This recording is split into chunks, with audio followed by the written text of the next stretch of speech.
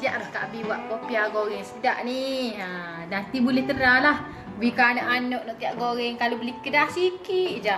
Kau buat tiga puas hati. Okey, anak-anak boleh makan. Ibu siap dah. Okey, jangan bubuk belakang. Sore-sore dah colek. Okey. Okey, habis. Sore-sore ni. Wow. Okey.